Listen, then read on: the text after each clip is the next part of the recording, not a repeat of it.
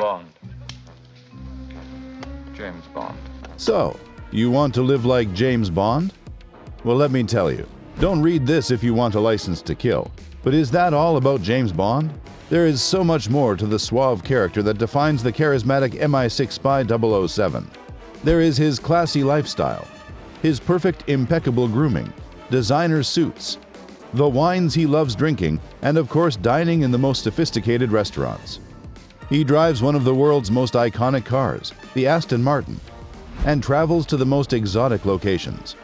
He lives the life of a playboy, but he isn't one. He is a dangerous spy. But then that needs money too. Let's take a look at what living like James Bond costs. You'll be surprised at his salary. Felix Leiter. Hello. Felix, say hello to Dink. Hi, Dink. Dink, say goodbye to Felix. It goes without saying that 007 is the most charismatic and greatest fictional spy ever created. The tall, handsome MI6 agent chases bad guys all over the globe and spends the Queen's money doing it. He enjoys his time gallivanting, drinking, and wooing beautiful women, which seems a fantastic way to live. Although I wouldn't want to be in his shoes because you never know which woman you're waking up next to is liable to give you a wake-up call with a gun to your head. If James Bond were to have a salary, it would be a D7 one according to the UK Foreign and Commonwealth Office, who says he would have received the salary of a colonel working in the Ministry of Defense.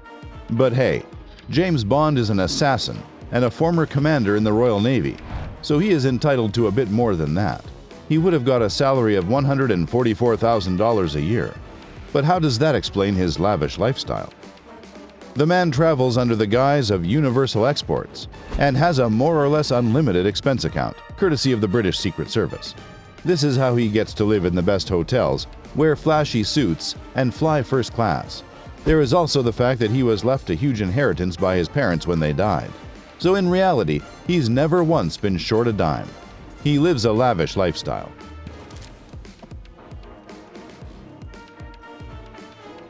James Bond is all about designer wear, but mind you, it isn't exorbitant. In the last James Bond movie, Spectre, the super spy, aka Daniel Craig, was seen in the Alps on a mission wearing sweaters and suits by Tom Ford. And it was the regular knitted sleeve bomber jacket and stirrup trousers that caught the eye. Bond was also seen visiting Mexico City to attend the Day of the Dead festival, which means he has to spend a lot on accommodation and hotels. A stay in Austria and Mexico would most probably cost him over $2,000. But let's not forget his most valuable asset, his DB9 GT Bond Edition Aston Martin. But while on the market that costs $253,000, you'll be surprised what the Bond version costs. But watch on to find that out later. His home. When you're James Bond, obviously you want a nice house to come home to. Bond owns a luxurious 4-bedroom townhouse just off King's Road, in the upmarket London neighborhood of Chelsea. According to the novels, the real-life luxurious townhouse Bond's home is based upon was put on the market for a paltry $20 million.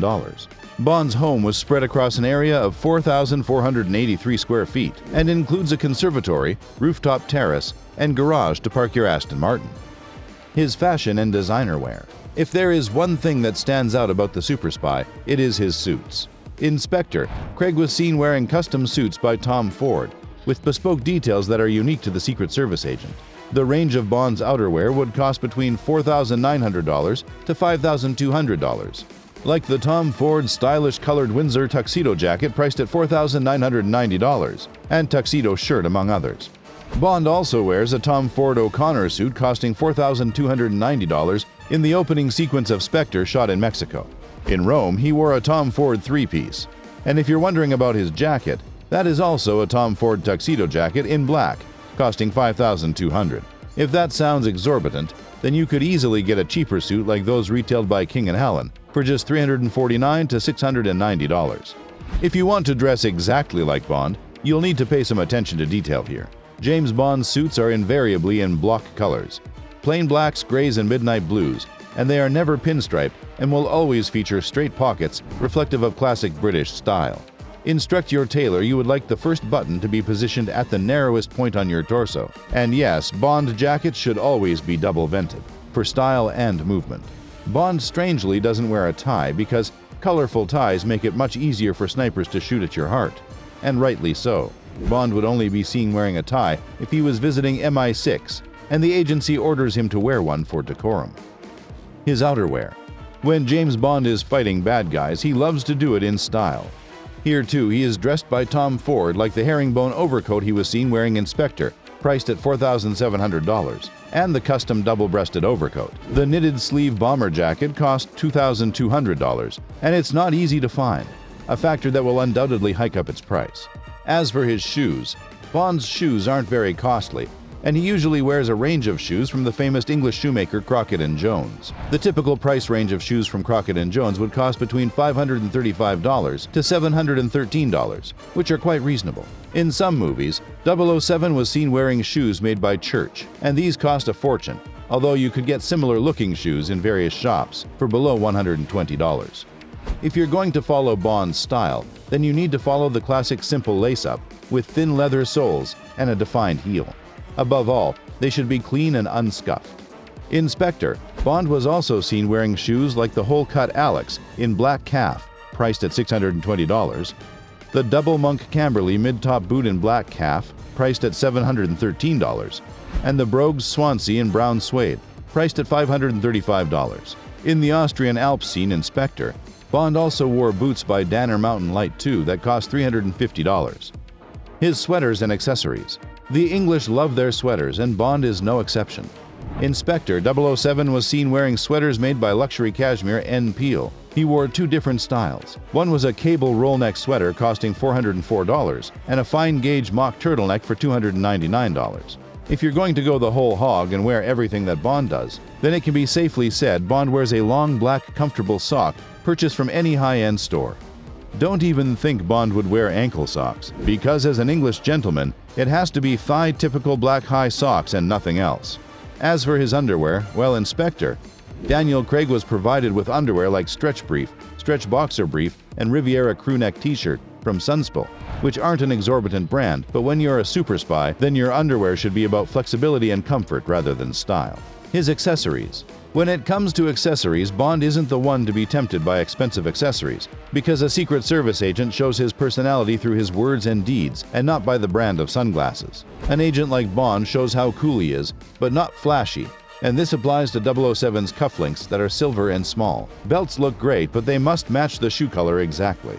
Bond is never seen without his Xperia Z5 smartphone that costs $850. He owns two watches that include an Omega Seamaster 300 that costs around $6,000, and the Omega Aquaterra limited edition, costing $6,150. Although you notice these for a couple of scenes only. This is also the first time that the same watch you see James Bond wearing on screen is also available in Omega's boutiques.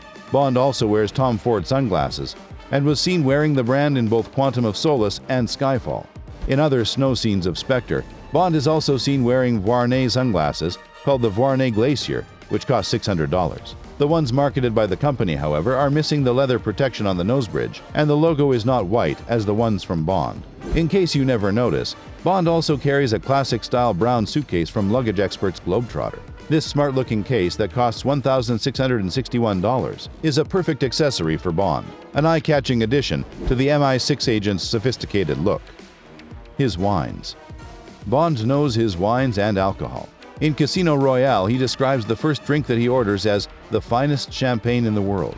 Bond experts say that the best equivalent to this is Taittinger Prestige Cuvée Comte de Champagne, where a bottle of the 1943 Taittinger Blanc de Blanc could still be drinkable, but it would be so rare that it would be priceless. A bottle of 1996 Taittinger Comte de Champagne Blanc de Blanc champagne would cost $255. In the 1959 novel, Goldfinger served Bond a bottle of Mouton Rothschild Pauillac Premier Cru Classé 1947 that cost around $4,432. Today, a Chateau Mouton Rothschild Pauillac Premier Cru Classé 2005 costs $509. In total, Bond is presumed to spend around $20,000 on alcohol annually. His famous Aston Martin car. Among all James Bond's assets, it is his car that is most famous. The Aston Martin DB series is now an iconic vehicle and considered a collector's item. In Spectre, Daniel Craig used the latest model, a DB10, which according to Q had an acceleration speed of 0 to 60 in 3.3 seconds.